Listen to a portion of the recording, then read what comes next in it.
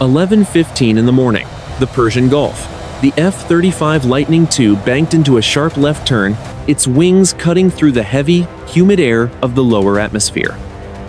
The pilot, Lieutenant Commander Elias Miller, watched the digital readout on his visor and knew today was not a routine patrol. A contact was moving at 400 knots, flying a direct course toward the center of the carrier strike group, and it had gone completely silent on all international frequencies.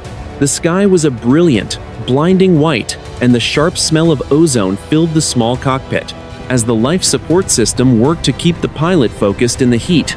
Below the aircraft, the water of the Gulf was a flat, metallic green, scarred only by the long white wakes of oil tankers. Miller checked his fuel state. He had plenty of loiter time, but the tactical situation was deteriorating by the second. The contact had crossed the invisible line that marked the outer defense bubble of the fleet. It was now within the engagement envelope of the cruiser's surface-to-air missiles, but the order had come down for a visual identification first. The F-35 was the closest asset. Miller pushed the throttle forward. The engine behind him responded with a muffled roar that he felt more in his teeth than in his ears. The jet surged. The digital display in his helmet showed the world. In a wash of green and gold data points, he was flying a stealth fighter, a machine designed to be a ghost, and right now, he was closing the distance at twice the speed of the approaching intruder. The cockpit was a cramped world of high-technology glass and carbon fiber. Every movement Miller made was translated into a series of electronic pulses that moved the control surfaces of the jet with millisecond precision. He could feel the slight vibration of the airframe as he transitioned through the transonic range. The air outside was thick and resistant, pressing against the canopy with thousands of pounds of force. But inside, the pilot was isolated in a quiet, climate-controlled bubble. He glanced at his radar screen. The target was now only 20 miles away. It was maintaining a steady altitude of 22,000 feet. Miller adjusted his course, bringing the F-35 around to approach from the target's 6 o'clock position, staying low to keep the sun at his back. This was the intercept. This was the moment where the training took over and the world narrowed down to a single point of light on a piece of glass. The sensor fusion system of the F-35 was already doing the work. It pulled data from the carrier strike group, from an overhead satellite, and from the jet's own nose-mounted radar. It combined these feeds into a single, crystalline picture of the battlespace.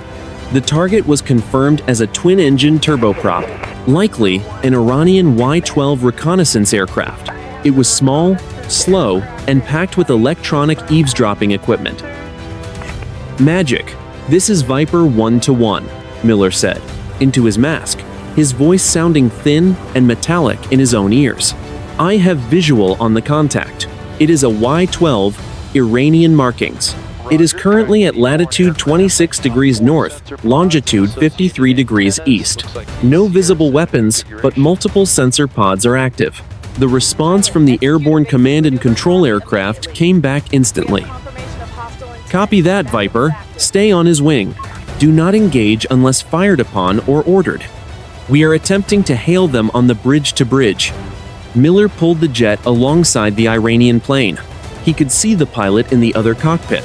The Iranian pilot did not look over. He kept his eyes fixed straight ahead, as if the $50 million stealth fighter hovering just 30 feet from his wingtip did not exist. The Y-12 looked old, its paint faded by the sun and the salt of the Gulf. It was a relic of another era, yet here it was, poking at the most advanced military force on the planet. The air between the two aircraft was turbulent. The F-35 buffeted slightly. In the wake of the turboprop's engines, Miller fought the stick, keeping his position with small, twitchy movements of his fingers.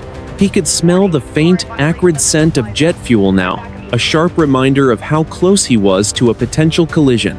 The tension in the cockpit was a physical weight.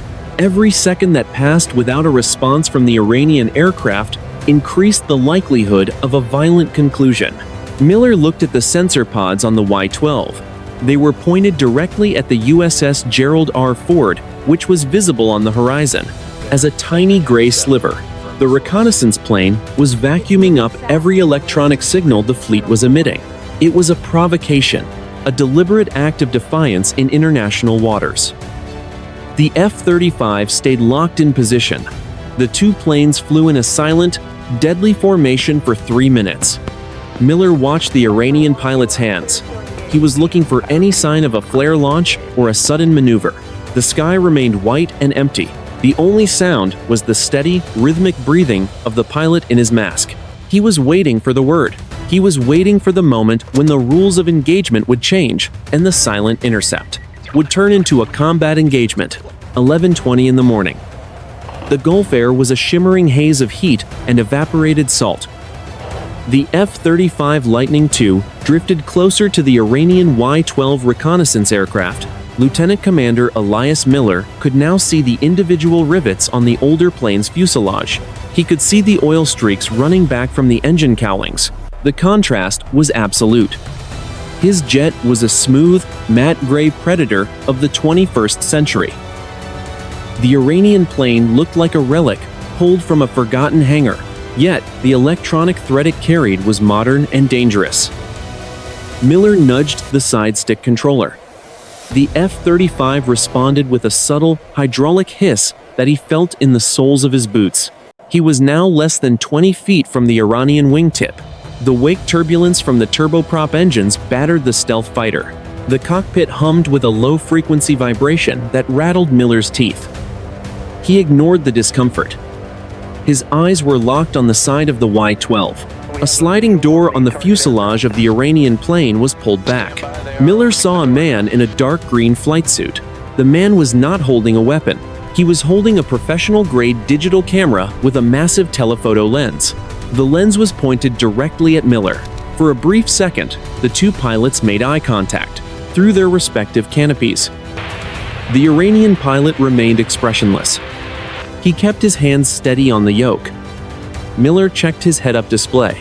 He was at latitude 26 degrees, 12 minutes north, longitude 53 degrees, 8 minutes east. They were deep in international waters, but they were closing the distance to the carrier strike group. The USS Gerald R was now only 15 miles away.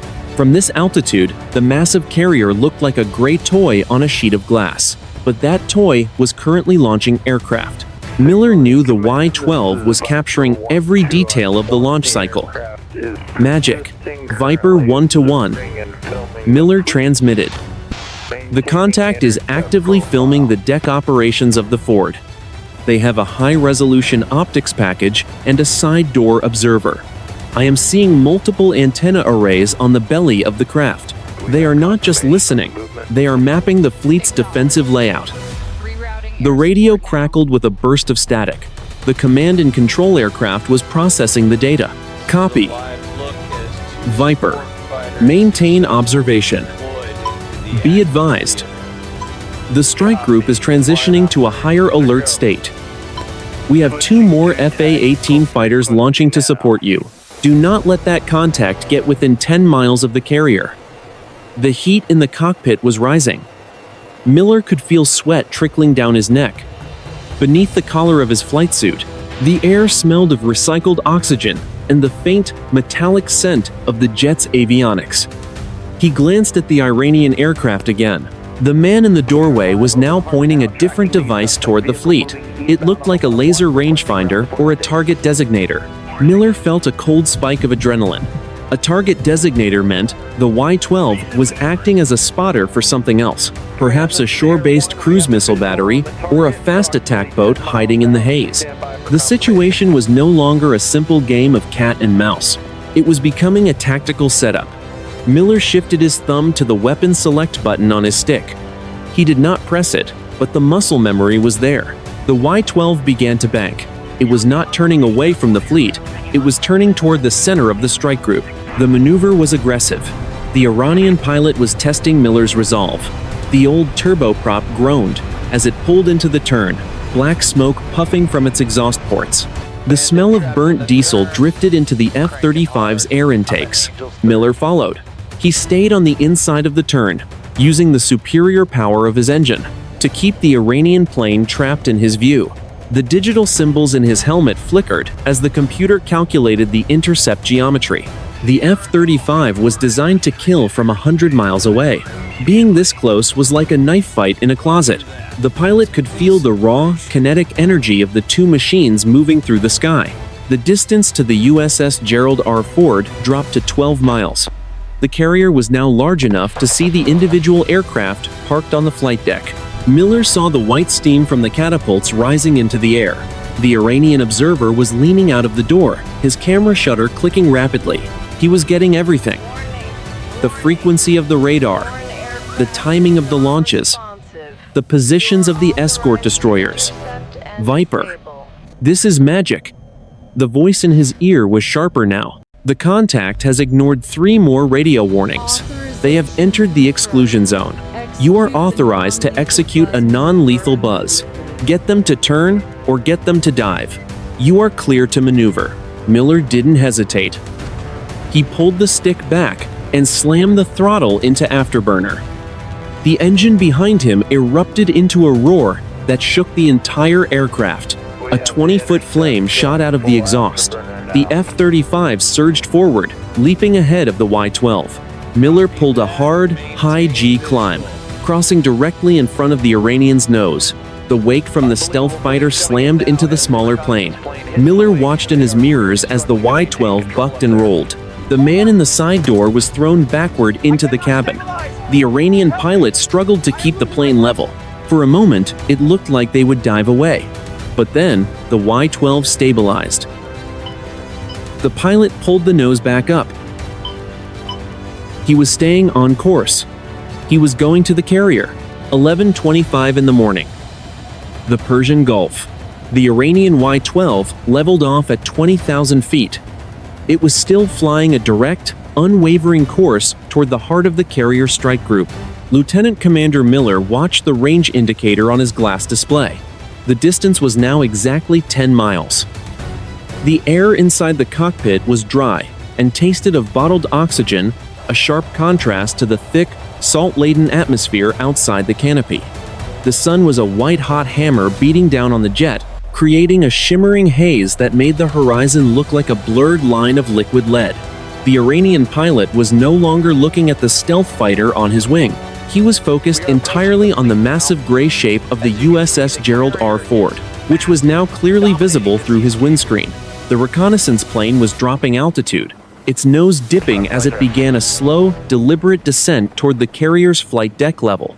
This was no longer a simple intelligence-gathering mission. It was a high-speed challenge to the sovereignty of the strike group. "Magic, Viper 1-1, Miller said, his voice tight and controlled. The buzz maneuver was completely ineffective. The contact is maintaining its course and speed. It is now descending to 10,000 feet, requesting further instructions." "Copy, Viper," the command voice from the airborne controller replied. There was a brief pause, filled with the low-frequency hum of the F-35's electronics. "The Admiral has declared a Level 1 threat. The contact is now classified as a hostile actor, showing clear hostile intent. You are clear to maneuver for a final warning." Miller felt his heart rate climb to 100 beats per minute. He adjusted the trim of the F-35, feeling the jet bite into the thin air as he pulled ahead of the turboprop. The carrier was now so close he could see the individual escort ships. The destroyer USS Mason was positioned 2 miles ahead of the carrier, its radar arrays spinning at maximum speed. Miller knew the Mason's crew was tracking both him and the intruder. They were waiting for the command to fire their own surface-to-air missiles if the F-35 could not resolve the situation. The Iranian plane continued its descent. It was now passing through 8,000 feet. The air was becoming more turbulent as they dropped closer to the water. Miller could feel the F-35 bucking in the rising heat thermals coming off the Gulf. The smell of hot metal and jet fuel was faint but present in the cockpit. "Viper, you are cleared to fire warning shots across the nose," Magic commanded. "Execute now." Miller shifted his weapon select to the 20mm cannon. He felt a slight vibration as the internal gun door on the left side of the fuselage cycled open. He checked his surroundings one last time. The sky was empty of other traffic. He lined up his pipper, placing it several hundred feet ahead of the Y-12's flight path. He squeezed the trigger. A half-second burst of high-explosive incendiary rounds tore through the sky. The tracers were brilliant streaks of red light that cut across the white glare of the sun. The sound of the gun was a muffled, rapid-fire thud that vibrated through Miller's seat. The smell of burnt cordite and ozone momentarily overwhelmed the recycled air in his mask. The shells passed directly in front of the Iranian pilot's field of vision, leaving behind a brief trail of gray smoke. The Y-12 did not flinch. It did not bank away. It did not change its heading by even a single degree. The Iranian pilot was committed to his path. Miller could see the man's silhouette clearly now. The pilot was wearing a dark helmet, his head fixed forward. In the back of the plane, the observer with the camera was still at the open door, seemingly indifferent to the wall of lead that had just passed in front of his face. The distance to the USS Gerald R Ford was now 7 miles. At their current speed, the Iranian plane would be over the carrier in less than 90 seconds. The tension in the cockpit was a physical weight, pressing against Miller's chest. He knew the next order would not be for a warning. The rules of engagement were about to shift from posturing to lethal force. Magic. Viper. 1-1. Warning shots fired and ignored, Miller reported. The contact is continuing its descent. 7 miles from the Ford. I am moving into a trail position. Acknowledged, Viper, the controller said. The voice was calm, but the urgency was unmistakable. Stand by for final authorization. Clear the line of fire for the escort ships. We are 30 seconds from a terminal engagement. Miller pulled the throttle back, deploying his speed brakes for a second to drop behind the Y-12. The F-35 groaned as the air resistance hit the flaps. He was now 500 yards behind the Iranian plane, looking straight at its tail. His radar was locked. The heat signatures from the 2 turboprop engines were glowing bright on his infrared sensor. He was ready.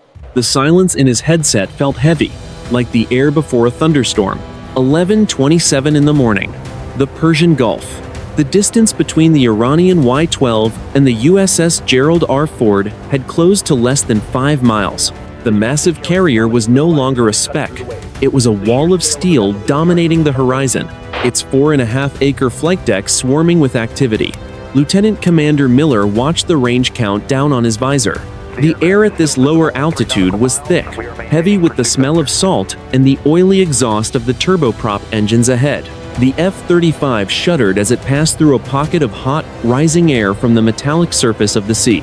The situation had reached the breaking point. The Iranian aircraft was now low enough that the white caps of the waves were clearly visible beneath its belly. It was flying directly into the final approach path of the carrier's landing aircraft.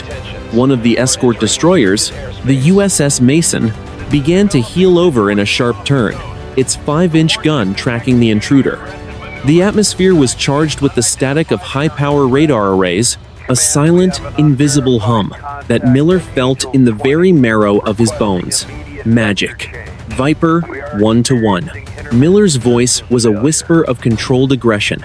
I am in the 6 o'clock position, distance 4 miles from the Ford. The contact is not deviating. It is now at 3,000 feet. I have a solid track. Requesting final status. There was a 3-second delay. In those 3 seconds, the world seemed to hold its breath. The only sound was the rhythmic hiss of the oxygen regulator and the distant, muffled roar of the Pratt & Whitney engine. Then, the voice came through, cold and final. Viper, 1-1. This is magic. Authorization confirmed. Strategic Command has declared the contact a clear and present danger to the strike group. You are weapons free. Repeat. You are weapons free. Engagement is authorized. Take it down, Viper. Miller felt a cold rush of clarity.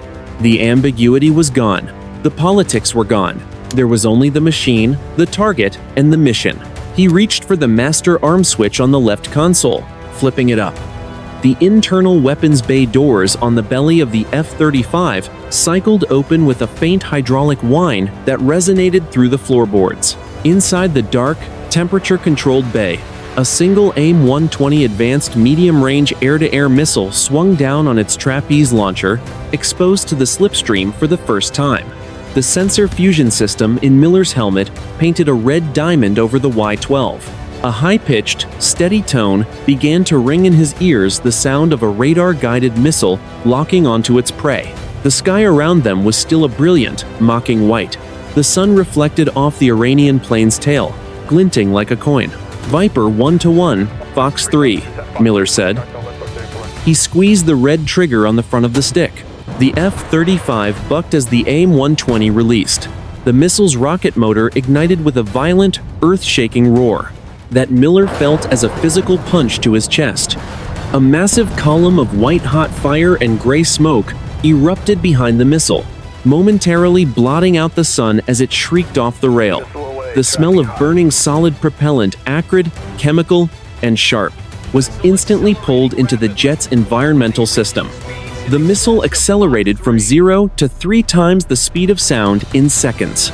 It left a jagged white scar across the sky, a line of pure kinetic energy driving toward the slow-moving turboprop. Miller didn't look away. He watched the white streak close the distance, the guidance fins of the missile twitching as it made micro-adjustments to its flight path. The target was less than 2 miles away. There was no room for error. There was no time for the Iranian pilot to pray. The world narrowed down to that single point of light racing toward the tail of the Y-12. The heat from the rocket motor was so intense, it created a shimmering wake in the air, distorting the view of the horizon. The countdown in Miller's helmet hit 0, 11:28 in the morning. The sky over the Persian Gulf was a vast, unforgiving white. The AIM-120 missile was a streak of pure, unadulterated speed. It closed the final distance in a heartbeat. The rocket motor had burned out, but the weapon was coasting at 3 times the speed of sound. It was an unstoppable force of physics. Lieutenant Commander Elias Miller watched through his helmet as the red diamond on his display merged with the target. The F-35 hummed with a low-frequency vibration. The cockpit felt small. The air was dry. The warhead punched straight through the rear fuselage of the Iranian Y-12. It did not just explode. It dismantled the aircraft from the inside out. A blinding white flash bleached the sky for a fraction of a second. The pressure wave was so intense that it flattened the waves directly beneath the impact zone. The heat was white-hot, reaching temperatures in the thousands of degrees. The sound was a massive, hollow boom that slammed into the F-35, rocking the airframe. The Iranian plane came apart in 3 distinct pieces. The right engine was ripped from its mountings and sent tumbling into the air. The fuselage snapped along a line of rivets behind the cockpit. The man in the side door was gone instantly, consumed by the initial blast. The tail section became a twisted mass of burning metal. It fluttered toward the water like a dead leaf. Debris scattered across a mile of open sea. The pilot of the Y-12 had no time to eject. He had no time to scream. The cockpit section pitched violently toward the sea, trailing a thick, greasy rope of black smoke. The aircraft structure groaned as it surrendered to the air resistance. One final jagged piece of the wing sliced through the air before following the rest of the wreckage down. The sky was filled with burning confetti. A fountain of water erupted 500 feet high as the largest piece of the wreckage hit the surface. The debris field was a jagged scar on the green water. Burning fuel floated on the waves, creating a carpet of orange flames and acrid black smoke. The smell of burnt rubber and chemical propellant drifted through the sky. The carrier strike group watched from the horizon. The silence was absolute. Miller pulled his jet into a steep, high-G climbing turn. He needed to clear the area and check for secondary threats. His heart was pounding against his ribs. The silence on the radio was heavy. It was the silence of a life ended in a single, kinetic moment. He looked down at the spot where the Y-12 had been. There was only a growing slick of oil and a few floating fragments. The F-35 leveled off at 10,000 feet. Miller checked his sensors. He searched for any signs of a secondary contact. The radar was clear for 50 miles. The Iranian shoreline was a hazy brown line in the distance. He knew their radar stations were lighting up. They had seen the splash. They knew the reconnaissance flight was over. Magic. Viper 1-1, Miller finally said. His voice was steady. but his breathing was heavy. Splash 1. The contact has been neutralized. The target is destroyed. Debris is in the water at latitude 26 degrees 15 minutes north. I am remaining on station for a post-strike assessment. Copy that, Viper, the controller replied. We have a confirmed kill on radar. The USS Mason is launching a Seahawk for a search and recovery of any sensitive components. Maintain a combat air patrol at 20,000 feet. Watch for any response from the mainland. Miller adjusted his seat. He felt the sweat cooling on his skin. The adrenaline was beginning to recede, leaving a cold, sharp focus in its place. The sky was still white. The sun was still a hammer. But the air felt different now. The tension had broken, replaced by a new, more dangerous reality. He turned his jet back toward the carrier, keeping his eyes on the horizon. Below him, the orange flames on the water began to flicker and die. The black smoke rose in a straight column into the windless air. It was a marker, a signal to anyone watching. The line had been crossed, and the answer had been delivered in fire and steel. Miller checked his fuel. He had 40 minutes of loiter time left. He would use every second of it. 11:30 in the morning.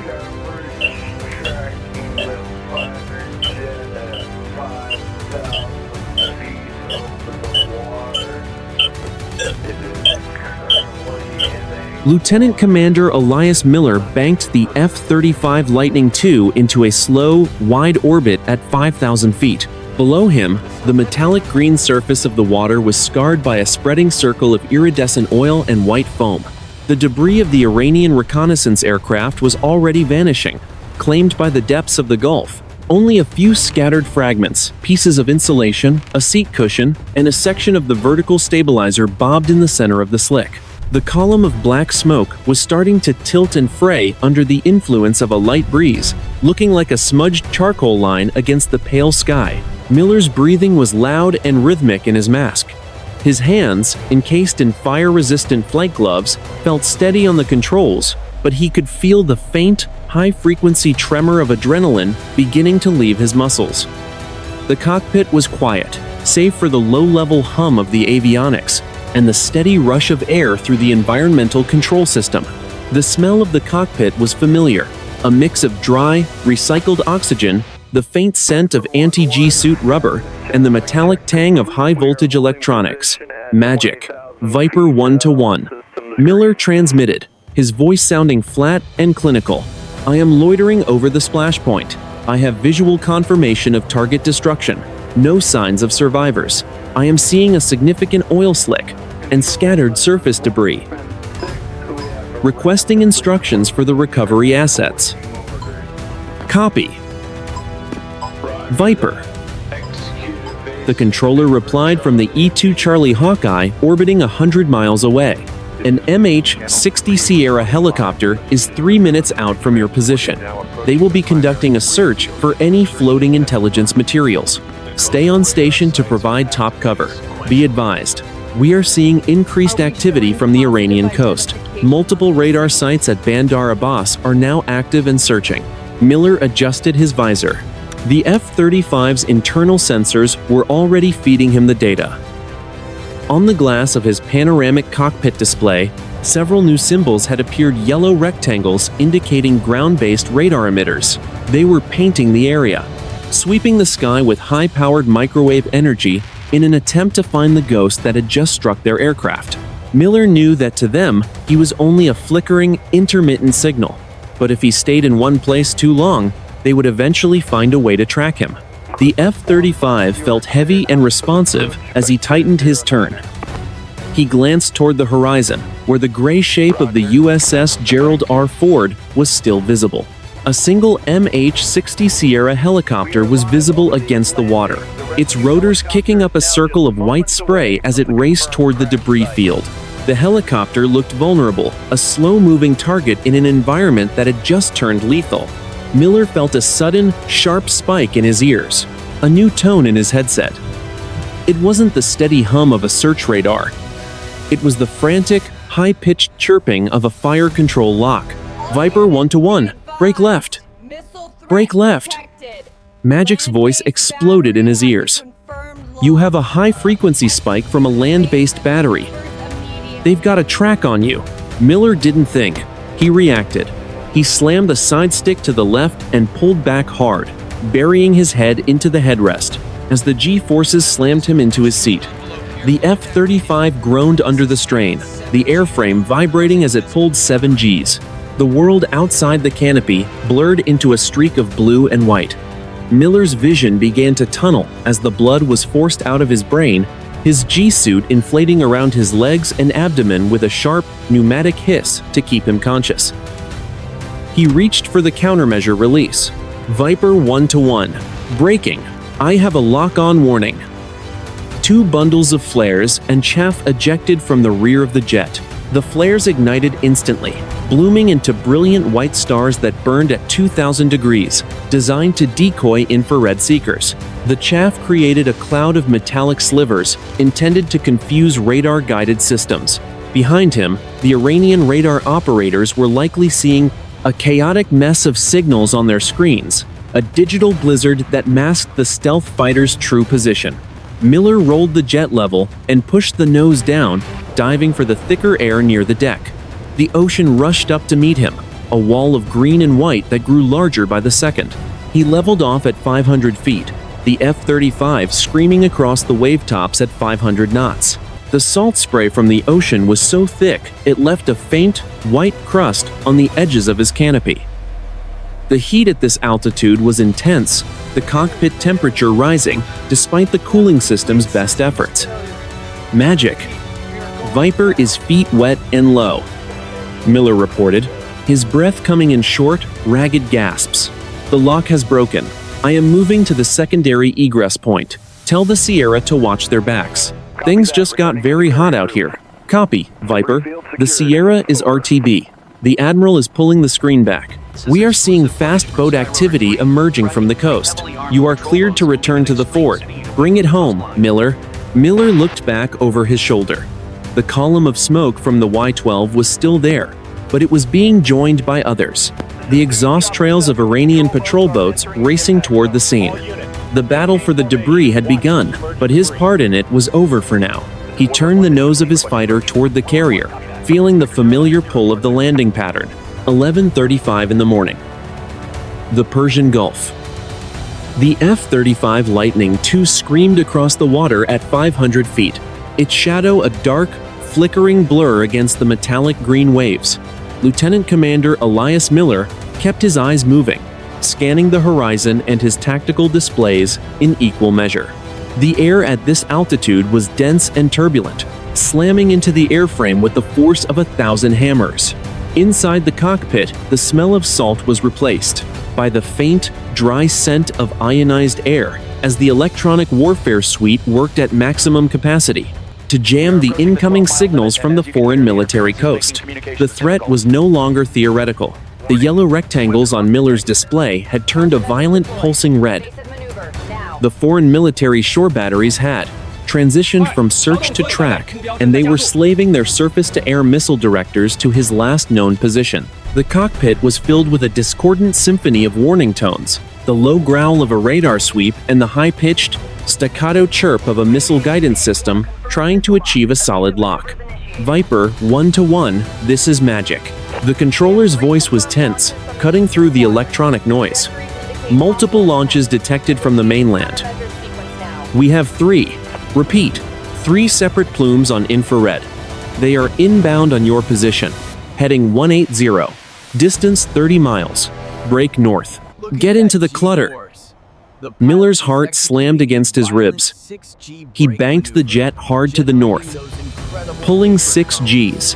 As he turned toward a cluster of merchant tankers 5 miles away, his vision blurred at the edges, the gray veil of high acceleration nearly closing in before he adjusted his breathing, forcing the air out of his lungs in short, rhythmic grunts.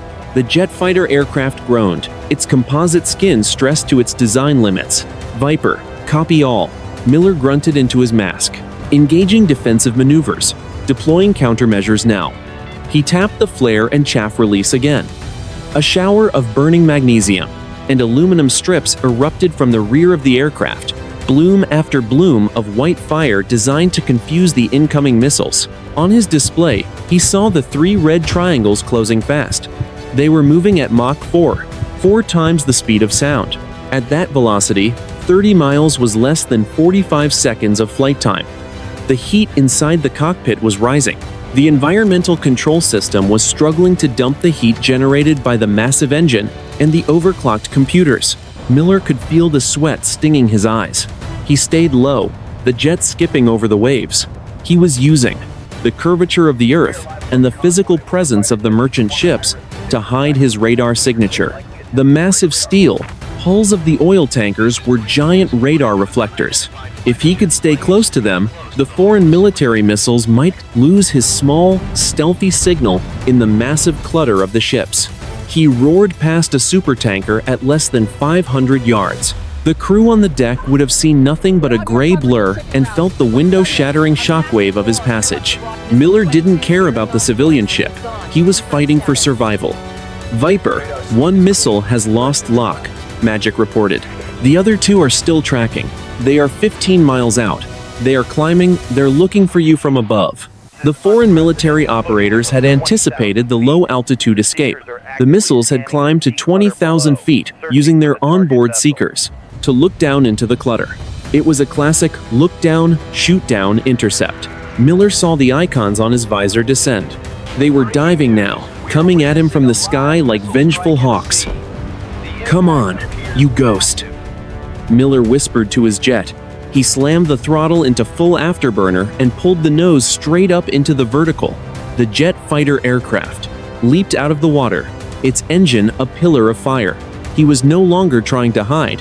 He was going to outmaneuver the missiles in the thin air. As the jet reached 10,000 feet, he rolled it inverted and pulled a massive 10G barrel roll. The first missile screamed past his canopy, so close he could see the pent, dull gray of its casing and the white-hot glow of its engine. It missed by less than 50 feet, its proximity fuse failing to trigger in the wake of the jet fighter aircraft's electronic jamming. The second missile, confused by the sudden change in vector and the cloud of chaff Miller had just punched out, veered wildly to the left, losing its aerodynamic stability and tumbling into a flat spin before detonating harmlessly in the empty sky. The shockwave of the detonation hit the jet fighter aircraft, rocking the wings, but the aircraft held. Miller leveled off at 15,000 feet, his breathing ragged and heavy. The red symbols on his display flickered and then vanished as the foreign military radar lost its lock. Magic. Viper 1-1. Miller gasped, his flight suit soaked with sweat. Missiles defeated. I am clean. No damage. Moving to the recovery pattern. Get me back to the naval warship before they try that again. Copy. Viper. Excellent work. The deck is clear and waiting for you. Welcome back to the bubble. 11:40 in the morning. The Persian Gulf. The USS Gerald R. Ford loomed on the horizon. A 100,000-ton island of nuclear-powered steel, carving a deep white furrow through the green water. From 15,000 feet, the carrier looked stable, but Lieutenant Commander Elias Miller knew the truth. The ship was steaming at 30 knots into the wind, its deck pitching and rolling in the 4-meter swells of the afternoon tide. The air was a thick, hazy soup of humidity and salt, shimmering with the heat of dozens of idling jet engines. Miller guided the F-35 Lightning II into the carrier's landing pattern, his eyes scanning the honeycomb of data on his visor. His fuel state was low, less than 2,000 pounds remaining. He had used a massive amount of JP-5 propellant during the supersonic dash and the high-G defensive maneuvers against the Iranian missiles. The cockpit smelled of his own sweat and the ozone of the hard-pressed electronics. Every muscle in his neck and shoulders ached from the strain of the dogfight. Ford Tower, Viper 1-1.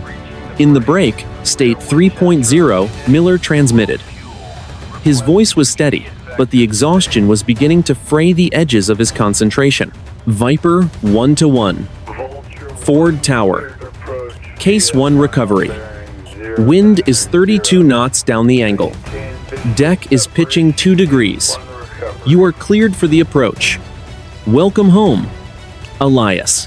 Miller banked the jet into the downwind leg, lowering the landing gear and the heavy tailhook. The F-35 groaned as the mechanical parts moved into the slipstream, the increased drag causing the aircraft to buffet in the turbulent air. He could see the paddles the landing signal officers standing on their small platform at the edge of the flight deck. They were his lifelines now. He turned onto the final approach, the groove. The massive carrier deck looked incredibly narrow from this angle. A tiny strip of gray surrounded by a vast, unforgiving ocean. The F-35's engine was at high power. The automated flight control system making hundreds of micro adjustments per second to keep the jet on the glide slope. Miller's hands hovered over the controls, ready to take over if the computer faltered in the erratic winds. The meatball, the optical landing system, glowed on his display. It was a bright amber dot between 2 rows of green lights. He was on speed and on glide slope. The deck was rising and falling, the stern of the ship swinging left and right in the crosscurrents. The smell of burnt jet fuel from the aircraft that had landed before him drifted up into his intakes, a sharp, chemical reminder of the environment he was entering. Viper 1-1. Power! Power! The LSO's voice crackled in his ear. Miller nudged the throttle forward. The engine roared, pushing him back into his seat. The deck rushed up to meet him. 1 second he was gone of looking at empty air, the next he was staring at the crooked deck and the 4 heavy steel arresting wires stretched across it. The F-35 slammed into the deck with a bone-jarring thud that compressed the landing gear struts to their limits. The tailhook caught the number 3 wire. The deceleration was violent and absolute. Miller was thrown forward against his shoulder harnesses as the jet went from 150 knots to a dead stop in less than 200 feet. The arresting wire screamed as it was pulled out of the deck machinery, the friction generating enough heat to smell like burning rubber. The F-35 strained against the cable for a moment, then settled back as the tension was released. Viper 1-1, trap. Clear the landing area.